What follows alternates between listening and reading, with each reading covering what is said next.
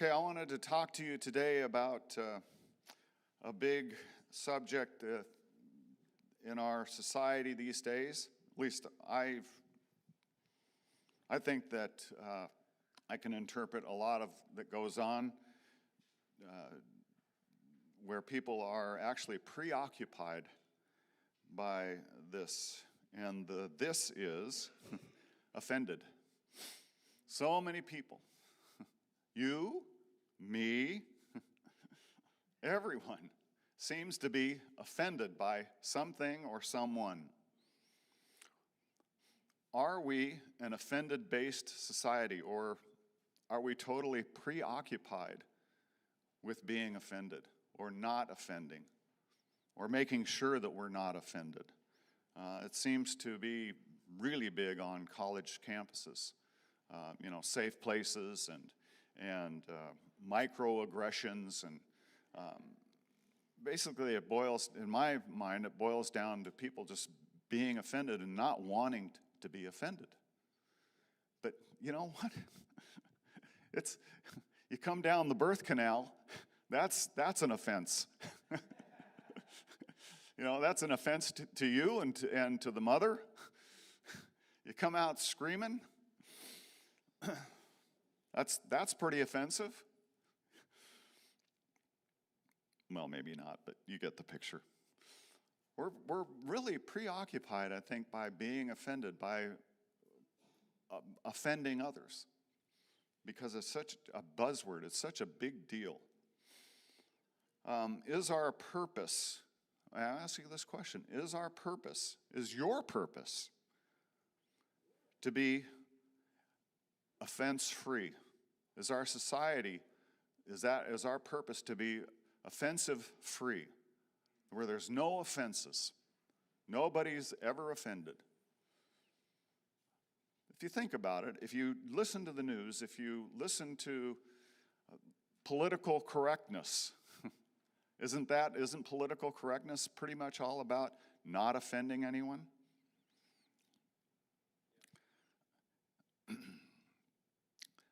Is our society based on getting rid of all pain and offenses? Offenses cause pain. They, in many cases, they are one and the same. I find it a little bit painful every time I'm offended.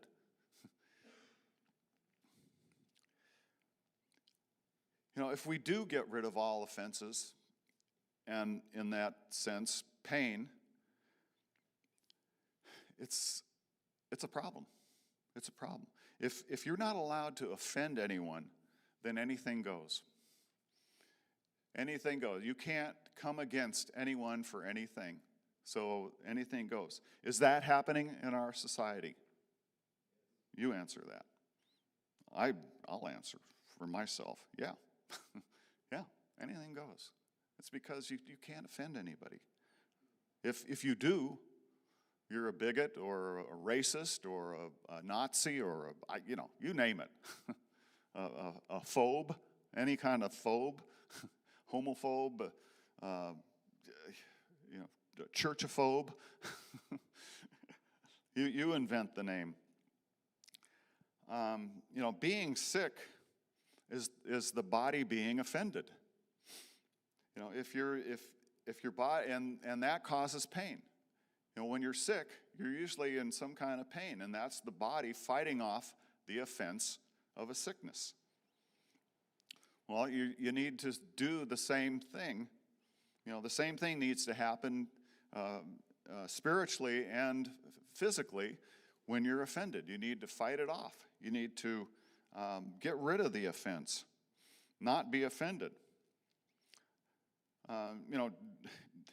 A good example of society is, if we just look at the drug addict or the alcoholic, why do they drink? Why do they take drugs? To get rid of the offense. To be pain-free. Pain-free would come to mind, I think. But I think as I've thought about this and studying this a little bit, It's to get rid of the offenses. These people are offended. Something has offended them, so they want to bury that offense. They want to get rid of the pain that the offense caused. And I think it's to a greater or lesser degree that happens to most all of us. We want to get rid of the offense. We want to get rid of the pain. It's not healthy or natural to be pain-free or offense-free. It's just not. In fact, it's the default that we're born into. It's the default situation. This is a very offensive world. People are offensive. God is offensive. Isn't it God's job to offend me? How many times have you been offended by God? You've read something and you go, ooh, that sounds like me. That's a little offensive. Maybe I need to change. Offenses are good because they cause you to change. They cause you to have a look. They cause you to think. They cause you to see yourself perhaps in the other person that's bringing up the offense. Isn't God's job to offend me? Good question to ask yourself. Many, many times God offends you, and he offends you by saying, "Who do you think you are?" Who do you think you are? But God, I am the greatest.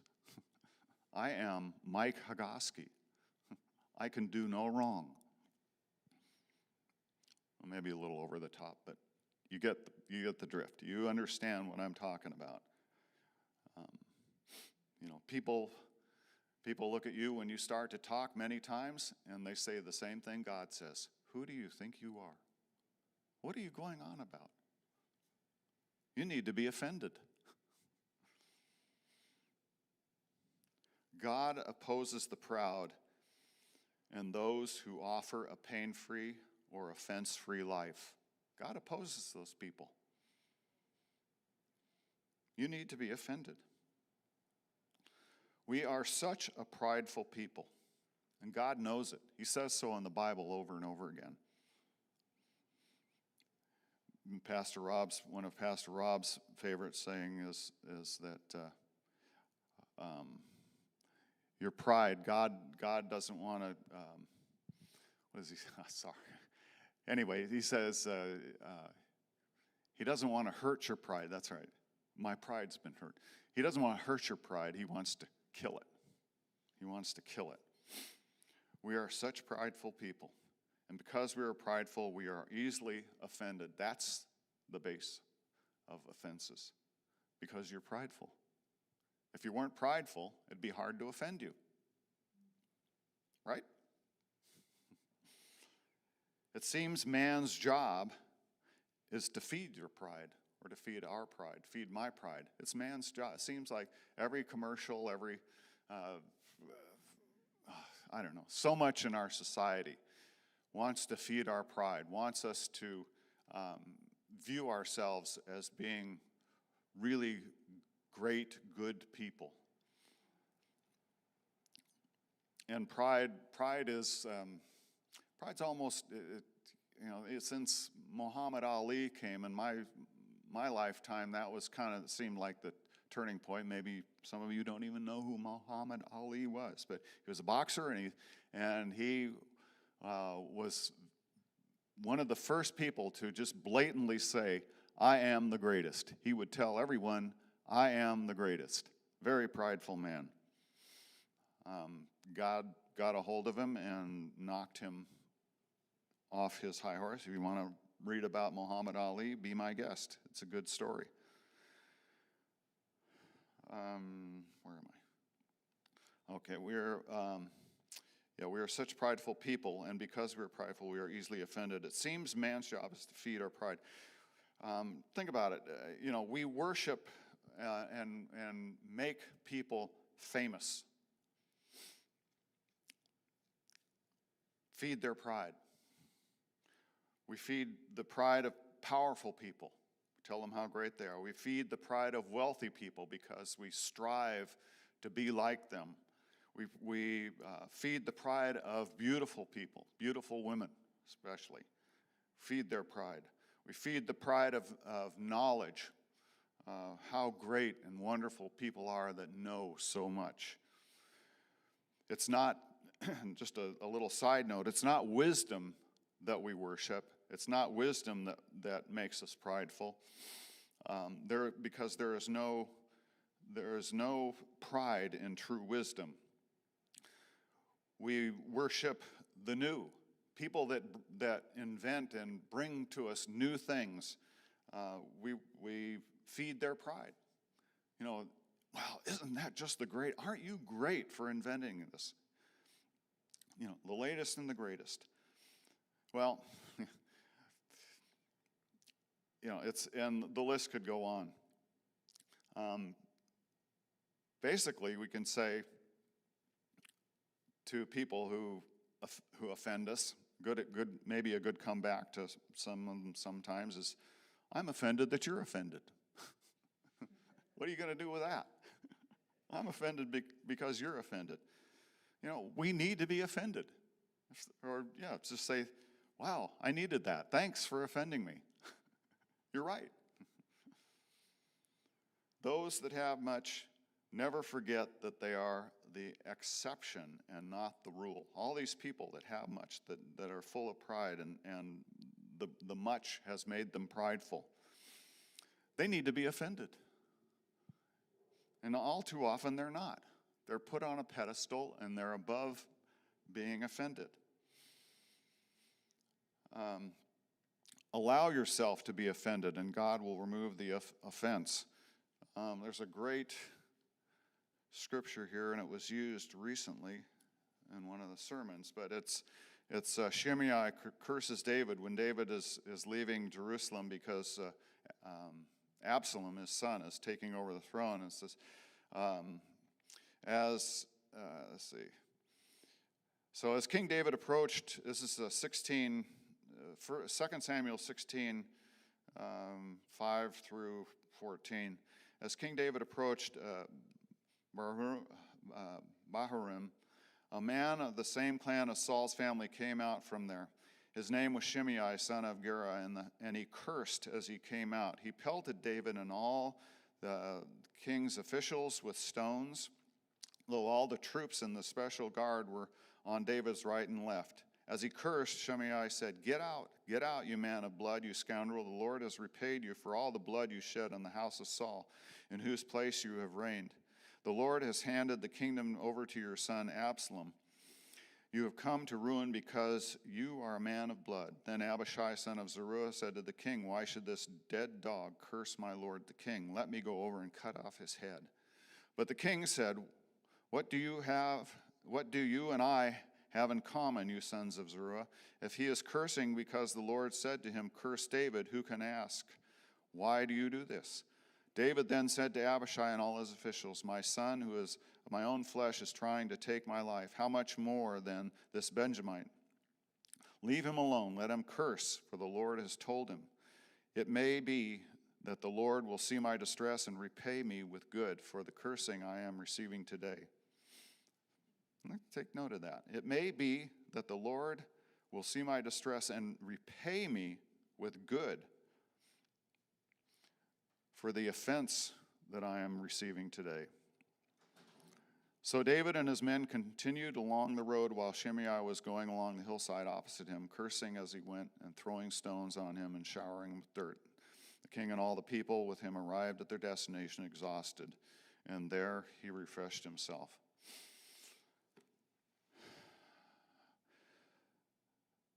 So we will always be surrounded by Shimei's.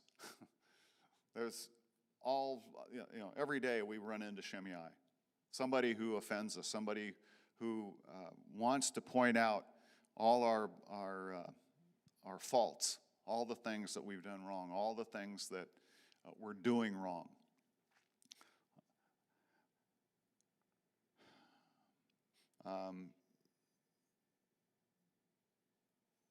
God help us.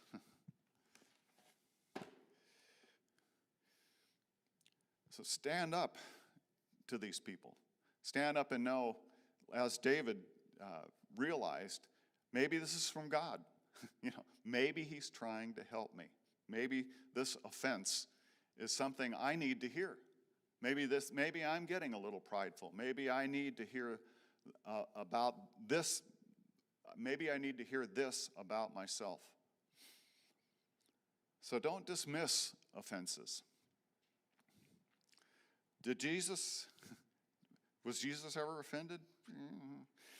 We'll talk about that a little bit. Did Jesus ever say, I can't believe that you just said that about me? Do you ever see that in the Bible? No. Did Jesus ever say, I'm offended by what you just said? No. No, I think he expected it. I think that would be a good rule of thumb. If you don't already, I would say, leave this place and expect to be offended. Expect it. It's going to happen. Like I said, you were born into it. This is a world of offenses. I truly believe that society cannot work if people are not allowed to be offended. We've got to be offended. It's just the natural state of things. You must be offended for your own good. I think I more or less said that. David more or less said that. Said, if it's of God, I need this, is what he was saying. Another good scripture, short little take here. I asked the question, was Jesus offensive? And was he offensive looking? Isaiah 53:2. He grew up, this is Isaiah prophesying about Jesus. I'll start at 53:1. Who has believed our message, and to whom has the arm of the Lord been revealed? He grew up before him like a tender shoot, and like a root out of the dry ground. He had no beauty or majesty to attract us to him, nothing in his appearance that we should desire him. He was despised and rejected by men, a man of sorrows and familiar with suffering, like one from whom men hide their faces. He was despised and esteemed not. Jesus, I kind of interpret that as Jesus was an offensive person. Not only offensive in things that he said about people, but offensive in his looks.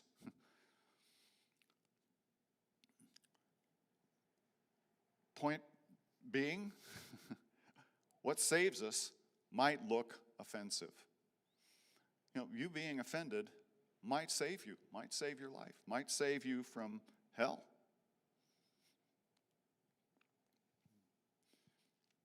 Can we offend God? Can we offend Jesus? I think, yes, we can. I think that, and he expects it. But can we offend? How would we offend God? Well, just break the 10 Commandments. I think God finds that kind of offensive. He didn't put them in the Bible and for our own good for nothing.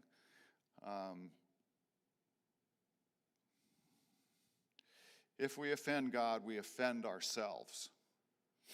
If you transgress the 10 Commandments, it's an offense to your own self, to your own body, to your own being. If we offend God, we offend the truth. We offend the truth. Why do we lie? Because the truth is very offensive. You don't speak it because it's offensive. So many times, we don't speak the truth because we're afraid that we're going to offend someone. Jesus was never afraid to offend anyone at any time. He offended his disciples. He offended the Pharisees.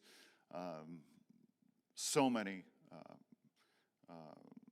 times in the Bible you can read that. Jesus, in fact, the disciples actually came up once and said to him, don't you know that you offended us when you said that? It's in one of the Gospels. I didn't look it up. The truth is very offensive. You don't speak it because it offends. If we know the truth, it will disarm the offense of a lie in many cases. For instance, Mike, you're really ugly. Well, I know the truth, and I say, yeah, I know. So there's no offense. If you know the truth, it's hard to be offended. If you know the truth about yourself, either it's going to be a lie, and there's no need to be offended. And if it's true, then it certainly isn't an offense. Yeah, I know I'm ugly. So what's your point? Are you trying to offend me? The truth will set you free. We will be set free by the truth. We will be set free from offenses. We will be set free from all the things that try to bring us down, that try to hurt us, that try to stall us in our path in doing what we know we need to do. We need to move forward. Offenses only try to push us back, only try to stop us dead in our tracks and think about ourselves and think about how we're going to come back at the person. Oh yeah, well, I find you offensive too. As I said, I find your offense offensive. Know the truth. Know the truth. It will defeat the lie. It will defeat those things that try to offend you. Know God. David basically knew the truth. He knew the truth that Shimei was speaking some truth. That David was a man of blood. In fact, God said so. God said, you're a man of blood. You cannot build the temple. David understood what God was trying to do. Understand what God's trying to do in your life when he speaks to you and when people offend you. Yes and amen? What a great job I just did. Over and out. Go in peace. We love you. Come back tomorrow. And tomorrow's saying, come to church on Sunday. And come back here on Monday.